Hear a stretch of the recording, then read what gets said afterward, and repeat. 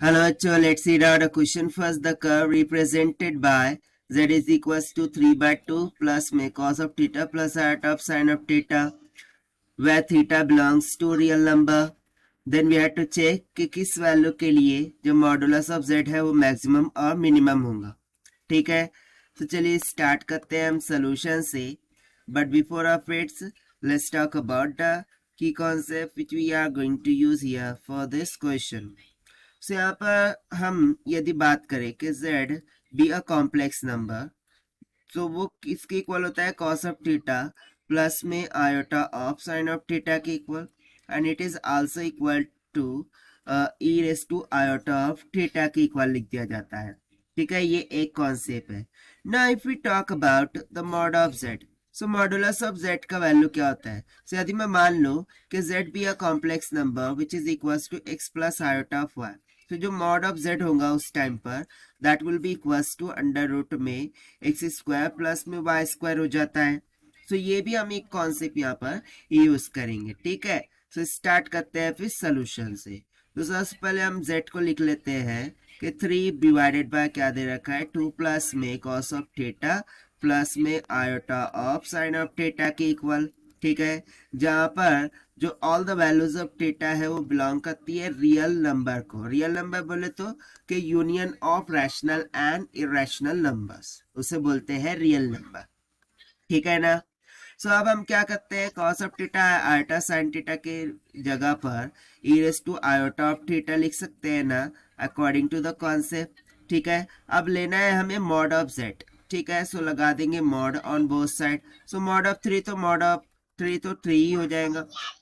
सो mod से separate करते हैं mod of 3 divided bye mod of 2 plus again resubstitute करते हैं कॉस ऑफ थीटा, इसको एक ब्रैकेट में कर देते हैं, प्लस में iota of sine of theta कर देते हैं और इसको मॉड में. सो मॉड ऑफ 3 का वैल्यू तो मॉड ऑफ 3 ही रहेगा ना. ठीक है, and according to the conceptual formula number second, ये एक्स स्क्वायर प्लस में वाई का स्क्वायर यानी कि क्या हो जाएगा? अंडर रूट में 2 प्लस में कॉस ऑफ थीटा का होल स्क्वायर प्लस में साइन स्क्वायर ऑफ थीटा हो जाएगा. राइट, अब करते हैं हम इसको सिंप्लीफाई. सो यहाँ से मॉड ऑफ z के लिए हम कैलकुलेशन कर रहे हैं. So this will be equals to 3 divided by under root में a प्लस बी का होल स्क्वायर फॉर्मूला लगाएंगे, 2 का स्क्वायर हो जाएगा 4 प्लस में b का स्क्वायर यानी कि cos square of theta plus में 2 2 4 times of cos of theta. ठीक है, प्लस में यहाँ पर ये क्या हो जाएगा? Sine square of theta. Now if you remember the property of trigonometry, sine square of theta plus में cos square of theta, it is always equals to 1. Identity होती है. सो ये cos square theta sine square theta हो जाएंगे 1, ये 1 और ये 4 मिलकर क्या बन जाएंगे? 5. यानी कि मैं बोल सकता हूँ ना कि mod of z is equals to 3 divided by under root में 5 प्लस में बाकी ये जो 4 कॉस ऑफ थीटा था वो एज इट इज रखेंगे, that is 4 cos of theta. ना इफ यू रिमेम्बर, सो जो कॉस ऑफ थीटा होता है उसका मैक्सिमम मिनिमम वैल्यू क्या होता है? -1 to 1. ठीक है ना, -1 to +1 बोल दीजिए.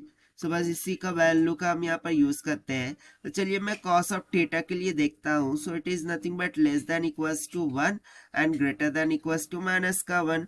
तो यहाँ पर हमें 4 दिख रहा है ना कॉस के मल्टीप्लीकेशन में. सो 4 से मल्टीप्लाई करते हैं on to the both side. So minus का 4 इंटू 4 कॉस ऑफ थीटा हो जाएगा will be less than equals to plus का 4. अब देखिए प्लस का 5 हो रहा है. सो दोनों साइड +5 कर देंगे. सो प्लस में 5 एंड ऑलरेडी यहाँ पर क्या था? माइनस का 4 less than equals to 5 plus में 4 cos of theta less than equals to 5 plus का 4. सो ये तो हो गया भाई 1 लेस देन 2, 5 प्लस का 4 cos of theta less than equals to 9. ना अब इसको हमें लेना है रूट. ठीक है ना, अब क्या लेंगे? रूट ले लेंगे. So taking root on both side. ठीक है ना, सो रूट ऑफ 1 तो 1 ही हो जाता है less than equals to root of 5 plus 4 cos of theta less than equals to root of 9. Root of 9 हो जाएगा 3. सो ये हो जाएगा 1 less than equals to under root में 5 plus 4 cos of theta less than equals to 3. ठीक है, but ये तो बेसिकली हमें डिनोमिनेटर में दिख रही है. सो इसको कर लेते हैं फिर हम रेसिप्रोकल में. राइट, सो नेक्स्ट पेज पर ना करते हुए यहीं पर कर ले. तो देखिए इसको रेसिप्रोकल में लेंगे तो इनइक्वालिटी चेंज हो जाती है, ठीक है, इनइक्वालिटी क्या होंगी, चेंज हो जाएंगी। तो यहाँ पर क्या होगा, 1 will be greater than equals to 1 by, इधर को हो जाएगा 1 अपॉन अंडर रूट में 5 + 4 cos ऑफ थीटा, और इनइक्वालिटी चेंज होकर के ग्रेटर देन इक्वल्स टू क्या हो जाएगा, 1/3, ठीक है ना, ये हो जाएगा 1/3। अब देखिए ऊपर में 3 का मल्टीप्लीकेशन था, राइट, हमें देखने को मिल रहा था, तो 3 से मल्टीप्लाई करेंगे। सो 3 यहाँ पर हो जाएगा 3 × 1 3, फिर यहाँ पर हो जाएगा 3 डिवाइडेड बाय अंडर रूट का 5 प्लस में 4 cos ऑफ थीटा, ठीक है, this will be greater than equals to 3/3, 3/3 से 3 कैंसिल हो गया, सो ये हो गया 3 ग्रेटर देन इक्वल्स टू, और ये किसका वैल्यू था, मॉड ऑफ z का वैल्यू था ना, राइट, तो ग्रेटर देन इक्वल्स टू हो जाएगा 1। सो यहाँ से हमें क्या समझ में आ रहा है कि जो minimum value of mod of z है, okay, minimum value of mod of z, ये कितना होगा 1, और वहीं पर यदि मैं बात करूं maximum value of mod of z, सो वो कितना होगा 3। सो देखिए यही हमसे पूछा गया था to find out, and this we have found by using the conceptual properties of complex numbers say.